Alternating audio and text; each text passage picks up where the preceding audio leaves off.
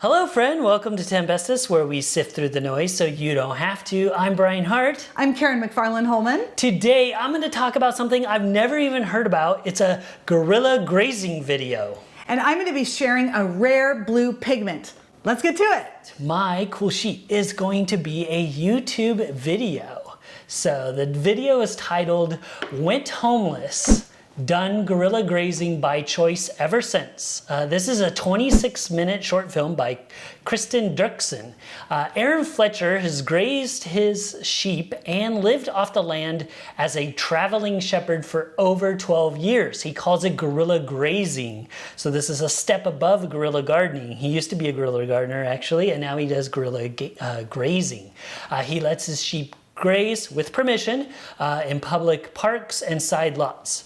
He is homeless by choice. He offers his services to small farms in exchange for food and a place to stay, even though he has a little mobile unit, so he usually just stays on the property. He stays in his own little wagon slash home. Half of his calories actually come from his sheep's milk. So he has 3 or 4 sheep, and one was actually pregnant during this short film, and she almost I thought she was going to have a baby right there, but that didn't happen, and there's a little one too. It's so endearing. Fletcher makes cheese and butter from his sheep milk and forages for seeds, fruits, and vegetables and herbs. He's created a map for other foragers in his region. He makes money using a scythe, like the thing that chops tall grass and weeds and things like that. So he will do that for locals, although he insists that he's not interested in making money. He just hopes to serve as an example for other homeless interested in guerrilla grazing. He uses the wool from the sheep to make clothes, bags, curtains for his little travel unit, and even it helps him with his refrigeration system, which you have to check out the video for him to explain it. He has a stove and a shower system made from an insecticide sprayer, a portable solar power system that bakes bread and keeps things warm, and even charges his cell phone. He believes that he can help solve 2 problems: reduction of small independent farmers and decrease homelessness. So definitely check out this video. Went homeless, done guerrilla grazing by choice ever since.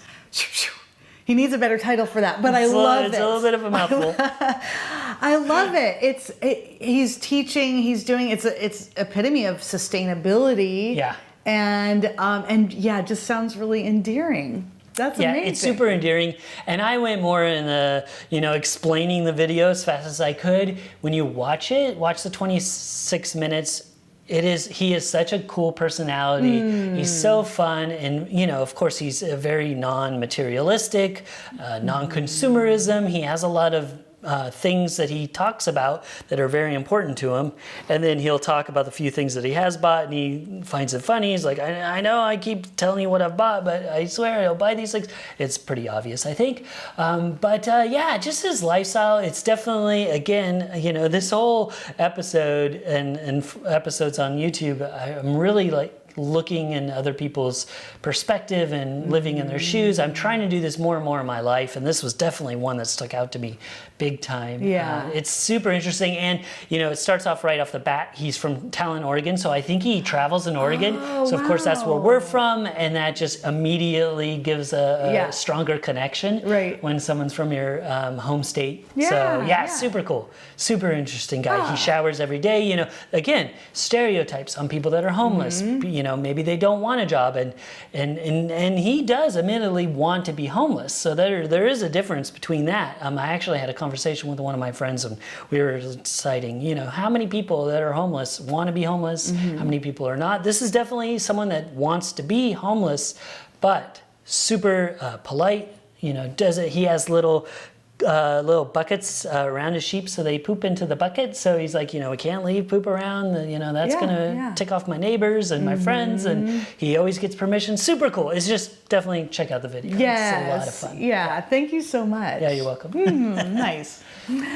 All right, my cool sheet. I'm going to be talking about technology and art, and this is a pigment called YInMn Blue.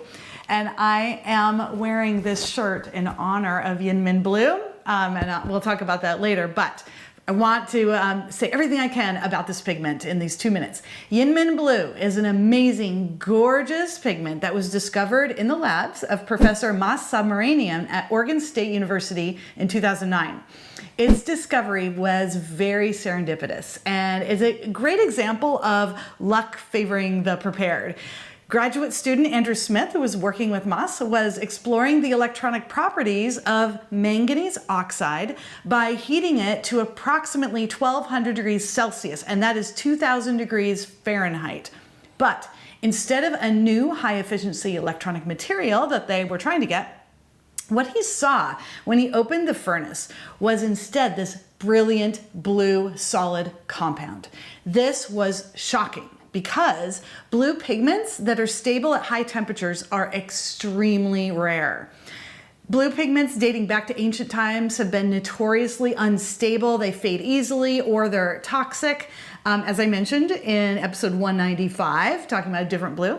But seeing that this blue pigment emerged from a high temperature furnace, Professor Subramanian knew immediately that this was a research breakthrough, and he knew it was a discovery with strong commercial potential. The chemical elements, I want to say a few words about this, that make up YInMn Blue are yttrium, indium, manganese, and oxygen. And if you put together the elemental symbols of the first three of those elements, Y, IN, and MN, that spells YInMn, which is where this pigment gets its name. The intense blue color comes from the electrons moving around in the manganese ion that interacts with the light that's coming in. And the intensity of the color can be tuned by adjusting the ratio between the indium and the manganese. Artistically speaking, the hues of blue are so beautiful, but more interesting, or maybe equally as interesting with this new technology, is that it reflects light. And so it could be used on buildings to have what's called a cool pigment. So instead of the sun hitting it and warming up the building, it keeps it cool. So much more can be done and so much more can be said about YInMn Blue. Yes, YInMn Blue. I'm so glad. I can't believe we haven't talked about this yet. I'm so glad that we did. Yes, there's your little vial. Mine is in my bedroom here. Yes. So, yes, it was at TEDxSalem, of course. Yes, his that's first where TED this Talk. shirt Yeah, where that comes from. shirt came from. And that was I ran across that article, I forget where, and it was like instant. I was like, this has got to be a TEDxSalem talk. I emailed him the second I saw it. I mean, I conferred with Carly really quickly, my co-curator. I was like, Carly, yes. Okay. Emailed him, and almost immediately he said yes, and then the rest is history. He's actually given a couple talks now, couple TED Talks on this. So amazing, and such a great person, and humble, and how it all happened, like you said, kind of this happy accident, but also because he was very prepared and could replicate it again, Exactly. So amazing, such a cool thing, because blue is so rare. It is just amazing. And that whole history of blues, I love that story, but just coming upon, and what a beautiful, vibrant blue it is too. It's probably difficult to see for those of you on YouTube, but maybe you'll have, Brian will put up a nice, man, you're always giving me these little projects. And those of you listening to the podcast, you got to take a look at our link. All the links are posted. On our show notes, 10bestest.com/1000. So 10bestest.com/1000. That'll take you to all of our show notes for this week. And you can definitely check out the blue. We'll put the TED Talk in there, other samples of this blue. It is so beautiful. Oh, I love it. Yeah, I think I did the blue background kind of for the blue too. But yes, so cool. And I don't know, it's hard to sum that up in 2 minutes of what a breakthrough, of scientific breakthrough, and the vibrancy and beauty of this blue. Yes, and technologically speaking, what it can do. But I think that main takeaway with how it could be used on roofs to keep buildings cooler, it will help a lot with energy efficiency. And but what's holding it up right now in terms of that is just making sure that it's not toxic, making sure that it doesn't rain, and if any of it could affect any creatures or anything else. So, super cool. Well, I'm glad they're diligent about that kind of research for sure. Yep.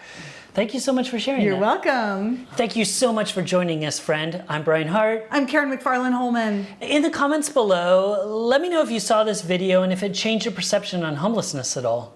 And I talked all about blue, but tell us in the comments, what's your favorite color? If you're enjoying the show, please give us a like and share it with a friend. And stay tuned tomorrow for another magnificent show. And don't forget to stay curious.